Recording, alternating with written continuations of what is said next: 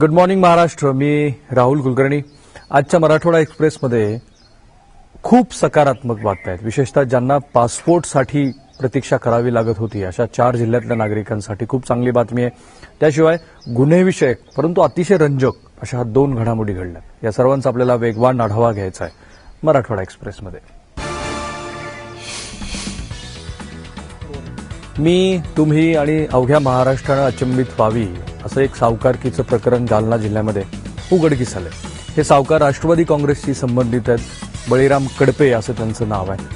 बातमी ही आहे की या सावकाराकडं ज्यांनी फिर्याद दिलेली आहे त्यांचं असं म्हणणं आहे की अवैध सावकारीमधून मिळवलेली 1000 एकर एवढी जमीन आहे.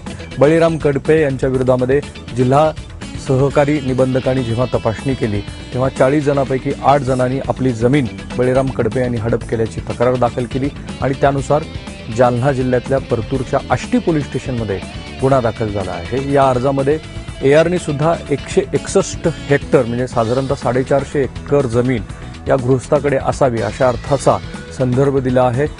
या बळीराम कडपे यांनी बबनराव लोणीकर जे आता विद्यमान मंत्री आहेत त्यांच्या चिरंजीवाच्या विरोधामध्ये राष्ट्रवादी काँग्रेसकडून जिल्हा परिषदेची निवडणूक लढवली होती आणि व्याजाच्या व्यवहारामधून यांनी 350 एकर जमीन शेतकऱ्यांना परत दिल्याचं सुद्धा उघड झालंय.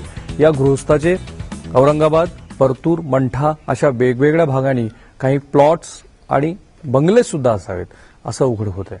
मला माहिती नाही की महाराष्ट्रामध्ये जेवढी अवैध सावकारकी बोकाळलेली आहे जी तुम्ही वारंवार पाहिली त्यातलं हे सर्वोच्च प्रकरण असावं की काय. कमाल आहे. औरंगाबादमध्ये बीई सिव्हिलच्या तृतीय वर्षाच्या एका पेपरचा उत्तर लिहित असताना काल सीताराम सुरे या शिवसेना नगरसेवकाच्या घरी पोलिसांनी धाड टाकून 26 विद्यार्थ्यांसह प्राध्यापकांना सुद्धा अटक केली होती. अवघ्या महाराष्ट्रात खळबळ उडवणाऱ्या या घटनेप्रकरणी आज कुलगुरूंनी तातडीची बैठक बोलवलेली आहे. आपण कठोरात कठोर कारवाई करू असं कुलगुरू म्हणतायत. गंमत अशी आहे या प्रकरणातली की एवढ्या खुलेपणानं हे विद्यार्थी सीताराम सुरे यांच्या घरी जाऊन पेपर लिहित होते म्हणजे हे अनेक वर्षापासूनचं प्रकरण आहे. या विद्यार्थ्यांनी एका प्रश्नाचं उत्तर हे कोरं ठेवलेलं होतं म्हणजे सांकेतिक असा तो एक मेसेज होता की जो ज्यांना द्यायचा त्यांना तो कळावा आणि त्या पद्धतीनं हे विद्यार्थी जेव्हा त्या सीताराम सुरे यांच्या घरी गेले त्यातल्या एका विद्यार्थ्यानं दुर्दैवानं ज्या पोलिसांनी तिथे छापा टाकायचा आहे त्यांनाच सीताराम सुरे यांच्या घराचा पत्ता विचारला आणि त्यातून हे सगळं प्रकरण उघडकीस आले. अभियांत्रिकी क्षेत्रात या प्रकरणामुळे प्रचंड खळबळ उडाली आहे. बीड, लातूर, उस्मानाबाद या जिल्ह्यातल्या नागरिकांना ज्यांना पासपोर्टची प्रतीक्षा होती त्यांच्यासाठी आनंदाची बातमी आहे. कारण सोलापूरमध्ये जे रिपन हाऊसमध्ये पासपोर्ट कार्यालय अद्ययावत पासपोर्ट कार्यालय सुरू झाले आहे ते जूनच्या मध्यावधी सुमाराला ते सुरू होईल आणि या कार्यालयामधून फक्त सोलापूर, सांगली, पुणेच नव्हे तर मराठवाड्यातल्या या 3ही जिल्ह्यांना लाभ होणार आहे. आणि या 3ही जिल्ह्यातल्या मंडळींना जर पासपोर्ट मिळवायचा असेल तर यापूर्वी नागपूरला जावं लागत होतं. यावेळेला औरंगाबाद म्हणजे मराठवाड्यामध्ये औरंगाबाद नंतर हे दुसरं सेंटर मराठवाड्यासाठी महत्त्वाचं सुरू होत आहे. सोबतच बीडच्या पोस्ट कार्यालयामध्ये स्वतंत्र बीड जिल्ह्यासाठी पासपोर्ट कार्यालय सुरू करण्यासंदर्भात सुद्धा हालचाली सुरू झालेल्या आहेत. एबीपी माझानं हुंडा विरोधी मोहीम जी हाती घेतली होती त्याचे सकारात्मक परिणाम दिसत आहेत. परभणी जिल्ह्यामध्ये औरंगाबादच्या अक्का फाउंडेशनच्या वतीनं जी हुंडा विरोधी यात्रा काढण्यात आली आहे ती काल परभणीत पोहोचली होती आणि तिथे तरुणांना मी हुंडा घेणार नाही, हुंडा देणार नाही अशा आशयाची शपथ देण्यात आली. या यात्रेच्या दरम्यान 4 जिल्ह्यातल्या 80 गावामध्ये ही मंडळी जात आहेत, पथनाट्य करतायत आणि त्यातून हुंडा विरोधी जनजागृती करतायत. शीतल वायाळ आणि मोहिनी भिसे या लातूर जिल्ह्यातल्या 2 तरुणींनी हुंडा देता येत नाहीये म्हणून आपली जीवनयात्रा संपवल्याच्या घटनेनंतर एबीपी माझानं हुंडा विरोधी जनजागृती मोहीम वेगवेगळ्या ठिकाणी आयोजित करून या समस्येवर काय करता येईल या दृष्टीनं काही परिषदा घेतला होता आणि त्याचे सकारात्मक परिणाम आता दिसू लागले आहेत.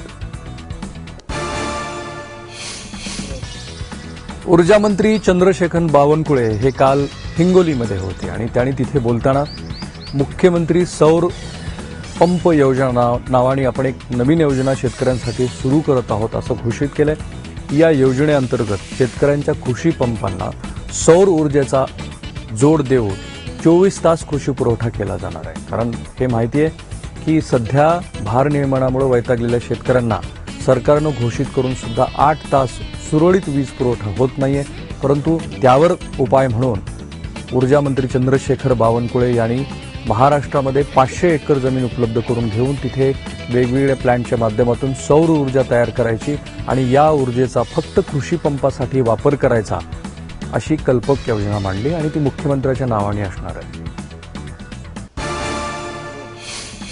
लातूरचे जिल्हाधिकारी नूतन जिल्हाधिकारी जी श्रीकांत यांनी राबवलेल्या अभिनव उपक्रमाचं लातूरकरांनी जोरदार स्वागत केलं. जी श्रीकांत हे अकोल्यावरून लातूरला बदली होऊन आलेत आणि त्यांनी असा ठाम पण केलाय की लातूरची जी दुष्काळाची राजधानी म्हणून महाराष्ट्रात नव्हे तर देशात ओळख झाली होती, तर ती ओळख मिटवण्याच्या दृष्टीनं प्रशासकीय सुधारणा काय करता येतील त्याचा एक भाग म्हणून जी श्रीकांत यांनी आपला मोबाईल नंबर त्यांच्या कार्यालयाच्या बाहेर जाहीरपणे डिस्प्ले केलेला आहे.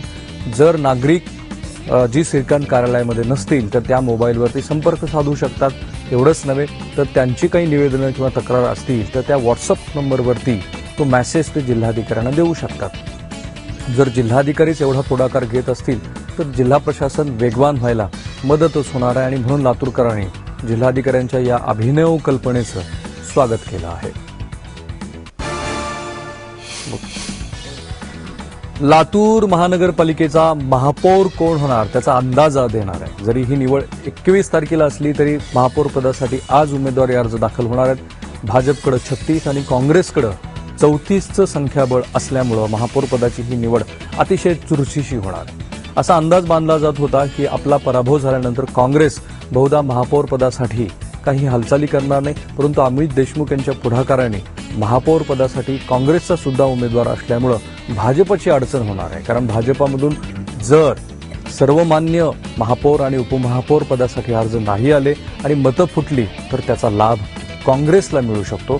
त्यामुळे काँग्रेसचे तर पहिला भाजपचा महापौर आणि उपमहापौर कोण असणार आहे त्याची नावं आज स्पष्ट होणार आहे. त्याशिवाय स्वीकृत नगरसेवकांचे अर्ज सुद्धा आज स्वीकारले जाणार आहेत. परभणीमधले एक नेते की जे वाल्या म्हणून ओळखले जात होते त्यांचा वाल्मिकी झाला आहे. कारण खुद्द मुख्यमंत्र्यांनी आपल्या वर्षा बंगल्यावरती त्यांना भाजपमध्ये प्रवेश देऊन त्यांचं स्वागत केलंय. रामप्रसाद बोर्डीकर हे परभणीचे माजी आमदार आहेत, परंतु त्यांच्यावरती परभणी जिल्हा बँकेचे अध्यक्ष असताना शेतकऱ्यांच्या नावे विमा काढून कोट्यावधी रुपयाचा गैरव्यवहार केल्याचा आरोप आहे. न्यायालयानं त्यांना जिल्हाबंदी केलेली आहे. असं असताना सुद्धा मुख्यमंत्र्यांनी गेल्या 2-3 महिने प्रतीक्षित असलेल्या रामप्रसाद बोर्डीकर यांना आपल्या वर्षा बंगल्यावरती बोलावून घेऊन त्यांचा सहर्ष स्वागत भाजपमध्ये केलंय. त्यामुळं एक वाल्याचा वाल्मिकी भाजपनं पुन्हा एकदा आपल्या पक्षामध्ये घेऊन केलाय अशी आता परभणी जिल्ह्यामध्ये चर्चा सुरू आहे. हे जरूर आहे की रामप्रसाद बोर्डीकर हे राजकीयदृष्ट्या अतिशय मातब्बर नेते म्हणून ओळखले जातात आणि याचा भाजपला जिल्ह्यामध्ये विस्तार वाढीसाठी निश्चितच उपयोग होणार आहे.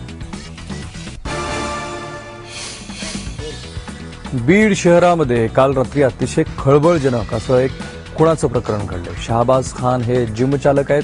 त्यांची शहरामध्ये एक मोठी जिम आहे. ती जिम बंद करून ते जेव्हा अत्तर खरेदी करण्यासाठी एका दुकानामध्ये गेले होते तेव्हा 3 तरुण एका मोटरसायकलवरती आले. त्यांनी चेहरा झाकलेला होता आणि अचानक आलेल्या या तरुणांनी शहाबाज खान यांच्यावरती धारदार शस्त्रांनी वार केले. त्यांना तातडीनं रुग्णालयामध्ये दाखल करण्यात आलं होतं, मात्र तिथे दाखल होण्याआधीच त्यांचा मृत्यू झाला होता. पोलिसांनी हे अज्ञात मारेकरी कोण आहेत आणि या खुणामागचं नेमकं कारण काय आहे याचा शोध सुरू केला आहे. दुर्दैवानं ज्या वेळेला ही घटना घडली त्यावेळेला सर्व दुकानं बंद झालेली असल्यामुळं पोलिसांना सीसीटीव्ही फुटेज मिळालेलं नाहीये. एवढी खळबळजनक घटना शहराच्या मध्यवर्ती ठिकाणी घडल्यामुळं बीड शहरामध्ये आज सकाळपासून थोडासा तणाव आहे आणि पोलिसांनी योग्य ती खबरदारी घेतलेली आहे.